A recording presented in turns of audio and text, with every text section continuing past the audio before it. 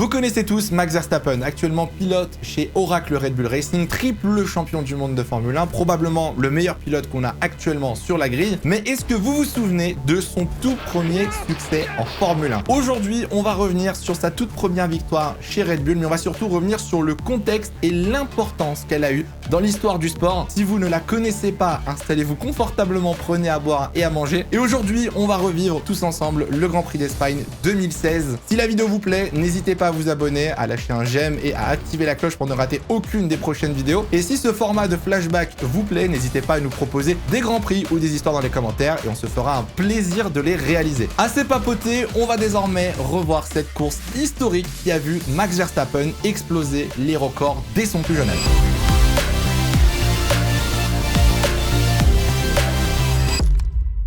Pour ceux qui ne connaissent pas Max Verstappen et qui vivent dans un igloo, actuellement triple champion du monde de Formule 1, mais c'est l'un des prodiges de notre sport. Max Verstappen a grandi et a été éduqué pour justement devenir pilote de Formule 1 et devenir l'un des plus grands. Dès son plus jeune âge, il s'est retrouvé les fesses dans un karting, a commencé à enchaîner les titres, voilà, que ce soit en 2013 où il gagne 6 ou 7 titres en karting. 2014, il passera directement en Formule 3, ne passera même pas d'ailleurs par la case Formule 2 avant d'arriver en Formule 1. 2014, c'est aussi l'année des débuts de Max Verstappen en Formule 1 avec 3 séances d'essai en fin d'année. On se souvient de celle au Brésil où il s'était fait une belle frayeur avec la voiture de Jean-Éric Vergne dans le secteur 3. Bref, Max Verstappen dès son plus jeune âge était conditionné à devenir pilote de Formule 1 et c'est ce qui s'est passé du coup en 2015.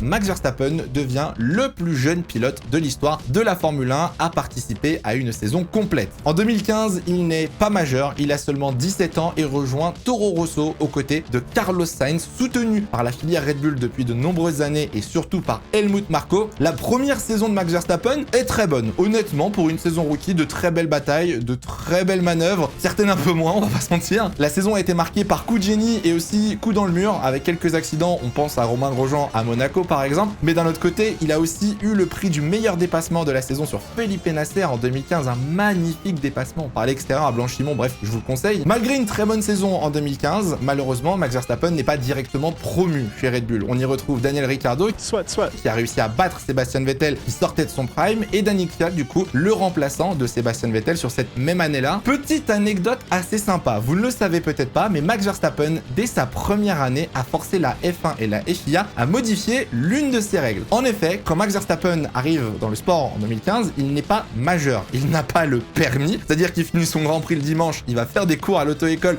le lundi et le mardi, et du coup, suite à l'arrivée de Max Verstappen, la Formule 1 a donc décidé d'augmenter l'âge minimum pour pouvoir rouler en Formule 1 à 18 ans. Il faut donc aujourd'hui le permis et avoir 18 ans pour être capable de participer à une saison complète en Formule 1.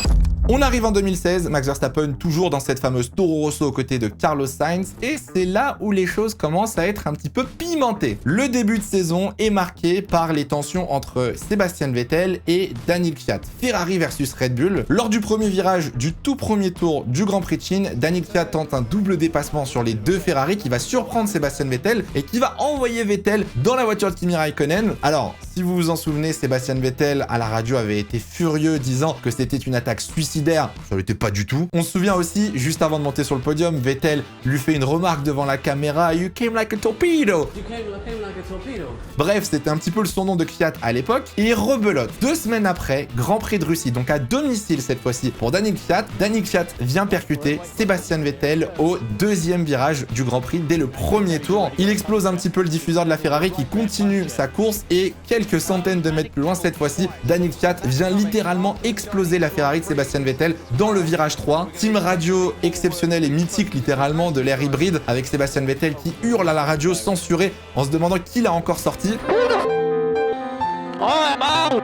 Crash! Somebody hit me in the rear, turn 2, and then somebody hit me in the rear again in turn 3. Et ce moment-là, cet accident-là, dans le virage 3 au Grand Prix de Russie 2016, c'est le tournant de la carrière de Max Verstappen. Suite à cet accident, s'ensuit énormément de déclarations dans la presse. Sébastien Vettel est forcément frustré d'avoir 2 incidents consécutifs avec Daniil Kvyat. On voit Sébastien Vettel directement aller voir Christian Horner sur le pit wall pendant le Grand Prix de Russie. Faut rappeler quand même que Sébastien Vettel était le chouchou de Red Bull, il leur avait ramené 4 titres. Donc quand on voit Sébastien Vettel venir se plaindre auprès d'Horner, on se doute que ça va avoir un impact. Et quelques jours plus tard, on apprend que Daniil Kvyat est donc rétrogradé chez Toro Rosso et que Max Verstappen prend sa place directement pour le Grand Prix d'Espagne 2016. Alors aujourd'hui, ça peut paraître assez courant avec ce qui s'est passé entre Gasly, Albon à l'époque, en 2016. Ça faisait quand même longtemps qu'on n'avait pas vu en cours de saison, même pas en cours, en début de saison, un changement comme ça de deux pilotes, surtout entre deux écuries. Donc pour le coup, c'était très surprenant. Pour ceux qui ne le savent pas, les pilotes entre guillemets chez Red Bull, Toro Rosso ou AlphaTauri, Visa Kacha, ce que vous voulez, sont sous contrat Red Bull. Et donc papa Marco et papa Horner peuvent s'amuser à interchanger les pilotes en cours de saison quand ils veulent. Pour le bien des deux écuries, ils peuvent faire ce qu'ils veulent avec leur contrat.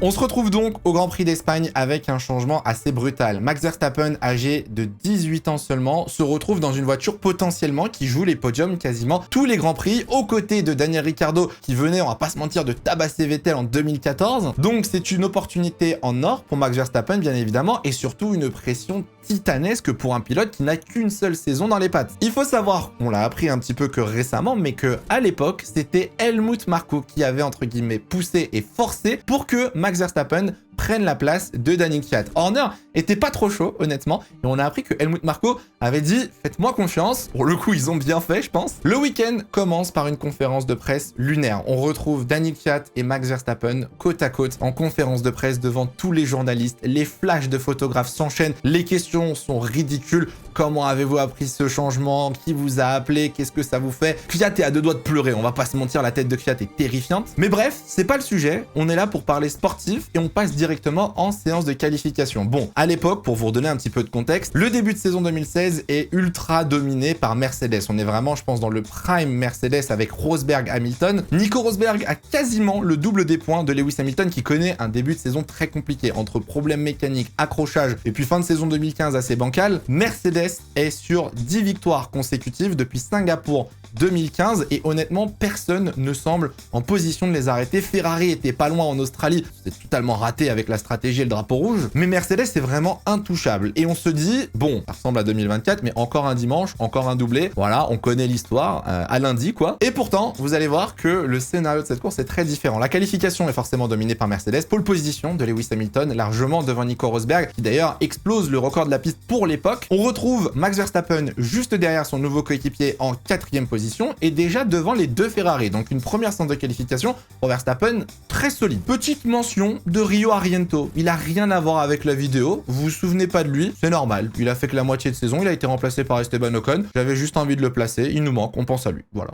Et là vient la course du dimanche. Un jour honnêtement historique. Mine de rien, que ce soit dans l'ère hybride, dans l'histoire du sport, que ce soit pour Hamilton, Rosberg ou même pour Verstappen, ce jour restera gravé dans la mémoire de tous les fans de Formule 1 si vous avez vu le Grand Prix. Le départ est lancé. Lewis Hamilton en pole position prend un moins bon départ que Nico Rosberg. Nico lui fait l'extérieur au virage 1. Lewis Hamilton n'essaye pas réellement de résister et se replace derrière en sortant du virage 2. Et là, bon, vous la connaissez tous. Et deux Mercedes qui sont partis à la faute. C'est terminé. Bref, on va pas la refaire. Lewis Hamilton et Nico Rosberg s'accrochent dès le 3e virage du Grand Prix d'Espagne. C'est un scénario, j'ai pas envie de dire inimaginable, mais c'est le chaos total pour deux voitures qui sont imbattables. Elles s'auto-éliminent dès le premier tour. Alors, le fameux débat, et c'est pas le sujet de cette vidéo, mais qui est fautif? Rosberg, Hamilton. J'ai toujours pensé, moi personnellement, que c'était un mélange des deux. Là où Nico Rosberg, si vous ne le savez pas, fait une erreur d'un point de vue rotatif sur son volant en mettant un mode de récupération d'énergie et qui lui fait perdre, je crois, plusieurs dizaines de kilomètres/heure dans le virage. Là où Lewis Hamilton, honnêtement, est ultra agressif. Et vu la data de sa voiture une fois qu'il est dans l'herbe, Lewis Hamilton, une fois qu'il est dans l'herbe, son seul objectif c'était de sortir Nico Rosberg. Donc pour moi, les deux étaient fautifs dans cette histoire, c'était une guerre d'ego. Bien joué, merci pour le spectacle, on adore, ça fait des clips, etc. C'est bon. Et du coup, les deux Mercedes se retrouvent out. Mais là, c'est tremblement de terre pour le paddock, tremblement de terre pour le monde de la Formule 1. On se retrouve avec Ricciardo 1er, Verstappen 2e et Carlos Sainz 3e. Oui, Carlos Sainz était passé sur les Ferrari au départ. Inimaginable, c'est littéralement un triplé Red Bull. Là, pour le coup, la course est totalement relancée et c'est une opportunité en or pour n'importe qui de venir battre les Mercedes qui n'ont pas été battus depuis 10 Grands Prix. Avant que la course reprenne derrière dans le paddock, c'est une guerre monumentale. Je vous laisse revoir la rétro de Canal+ qui est géniale si vous voulez en apprendre un petit peu plus sur la rivalité, les déclarations à l'époque de Niki Lauda ou même des différents pilotes de Formule 1. C'était vraiment, je pense, un des moments les plus tendus de la saison 2016. Et sur le circuit, la safety car rentre au 4e tour. Daniel Ricciardo est donc en tête devant Max Verstappen. La course reprend et déjà les Ferrari mettent un temps fou à dépasser Carlos Sainz. Sébastien Vettel va rester bloqué 4 tours derrière la Toro Rosso. Kimi Raikkonen, lui, va prendre 2 tours de plus pour doubler une simple Toro Rosso. Et on arrive au 10e tour et les premiers pilotes rentrent au stand. Carlos Sainz et Jenson Button s'arrêtent pour passer des pneus médiums qui déclenchent entre guillemets la fenêtre d'arrêt au stand et ce qui provoque tous les autres pilotes à rentrer au stand pour changer de pneus. Daniel Ricciardo, en tête du Grand Prix, rentre au stand en premier. En général, c'est monnaie courante. Quand vous avez deux voitures qui se suivent, on fait toujours rentrer le premier pilote pour lui donner l'avantage de la stratégie et laisse passer Max Verstappen qui, à ce moment-là, au 11e tour,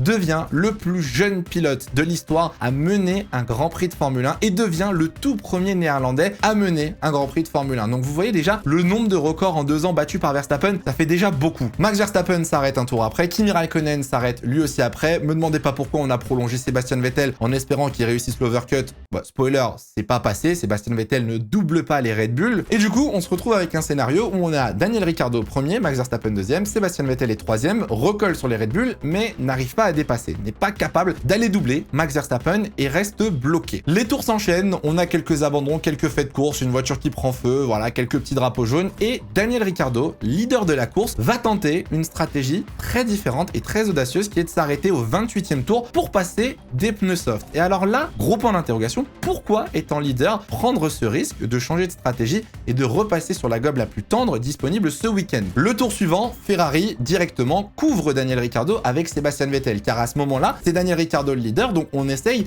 d'aller chercher Daniel Ricciardo. Donc Ferrari rentre avec Vettel, passe des pneus soft et laisse du coup Max Verstappen en tête devant Kimi Raikkonen. Et alors là, à ce moment-là, la course prend une toute autre tournure. On se retrouve avec deux pilotes qui se battent sur une stratégie et deux autres pilotes qui se battent sur une stratégie très différente. Max Verstappen se prend des pressions de zinzin du côté de Kimi Raikkonen et décide de rentrer au stand pour repasser des médiums. Kimi Raikkonen fait de même en tentant l'overcut, ça ne fonctionne pas. Et du coup, Daniel Ricciardo et Sébastien Vettel se retrouvent en soft et donc sont désormais obligés de re-rentrer au stand et se retrouvent donc sur une stratégie à 3 arrêts. Et elle est là, l'erreur. Elle est là, l'erreur de Ferrari et de Red Bull. La course continue, Sébastien Vettel et Daniel Ricciardo continuent leur petite bataille. Vettel, alors deuxième, décide donc d'undercutter Daniel Ricciardo pour essayer de passer virtuellement en tête du Grand Prix. Au 37e tour, la Ferrari s'arrête. Daniel Ricciardo, lui, va tenter de pousser ses pneus 6 tours de plus et s'arrêter au 43e tour. Et là, c'est une erreur de la part de Red Bull de laisser Ricciardo aussi longtemps dehors, car Daniel Ricciardo ressort derrière Sébastien Vettel, virtuellement donc plus en tête du Grand Prix, mais réalistiquement plus du tout en tête du Grand Prix, vu que Raikkonen et Verstappen vont être loin devant avec un arrêt en moins. C'est une course contre la montre qui commence donc pour Sébastien Vettel et Daniel Ricciardo qui doivent rattraper les deux leaders s'ils souhaitent se rebattre pour la victoire et espérer remporter le Grand Prix. Petite mention pour Fernando Alonso qui abandonne dans ce Grand Prix d'Espagne 2016 à l'époque avec un beau moteur Honda. Non, c'était la belle époque pour Alonso. Un an, quasiment un peu plus d'un an d'ailleurs, où on rappelle il avait eu un crash aussi en Espagne aux essais hivernaux en 2015. Ça aussi, faudra en parler un jour dans une vidéo, c'est assez louche. Mais voilà, encore un DNF de McLaren Honda, un de plus sur la liste. Pendant ce temps-là, devant, Kimi Raikkonen revient sur Max Verstappen. On a littéralement un duel d'un vétéran, Kimi Raikkonen, champion du monde, et d'un pilote qui n'a que 18 ans, qui vient de monter dans une des voitures qui joue les podiums et maintenant une victoire. C'est un duel d'âge, c'est un duel de génération, de style de pilotage. Bref, on est réellement sur un moment historique au final. On s'en rendait peut-être pas compte à l'époque, mais ce moment-là, il est quand même sacrément spécial. Max Verstappen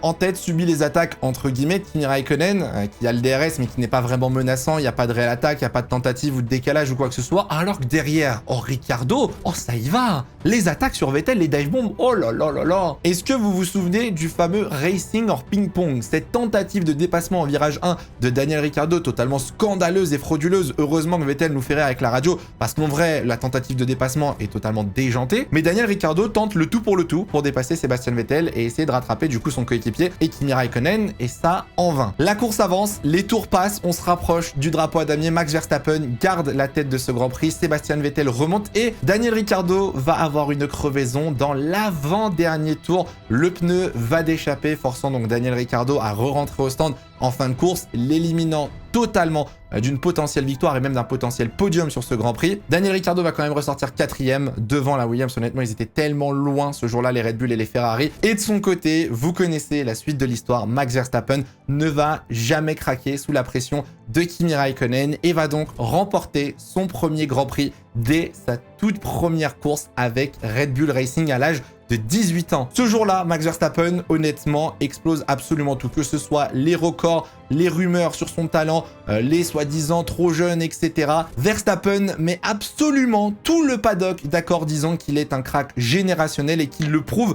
Il a les épaules justement pour se battre pour une victoire avec la voiture qui lui permet justement d'être devant. Il remporte donc ce Grand Prix 6/10 devant Kimi Raikkonen. D'ailleurs, Raikkonen, si tu vois cette vidéo, je t'en voudrais toujours de ne jamais avoir tenté un dive bomb. C'est scandaleux venant d'un champion du monde. En tant que tifosi, je m'en suis jamais remis. Je vous jure, ça me dégoûte. Sébastien Vettel termine 3e à 5 secondes. Daniel Ricciardo extrêmement loin. Les deux Mercedes avaient fait parler pendant tout le Grand Prix à base d'interviews et de déclarations choc, mais c'est un 0 pointé pour les deux pilotes Mercedes. À peine sorti de sa voiture et arrivé sous le podium, Sébastien Vettel sort venir féliciter Max Verstappen justement pour ce succès exceptionnel. Tout le paddock était ébahi, tout le paddock a fait les éloges de Max Verstappen ce jour-là. L'interview de Verstappen en larmes, forcément très ému pour un père qui voit son fils gagner sa toute première course de Formule 1. On se souvient d'Alain Prost justement aussi qui avait parlé du talent de Verstappen disant qu'il n'était pas surpris et qu'il était très heureux. Bref, ce jour-là, et en tout cas à l'époque, on était tous heureux de voir Max Verstappen gagner, ce qui n'est peut-être plus le cas aujourd'hui, alors on va pas se mentir. Au-delà des records de précocité de Max Verstappen, qui on rappelle a été le plus jeune pilote en Formule 1, qui a été le plus jeune pilote à mener un Grand Prix, qui a été le premier néerlandais à mener un Grand Prix, qui a été le plus jeune vainqueur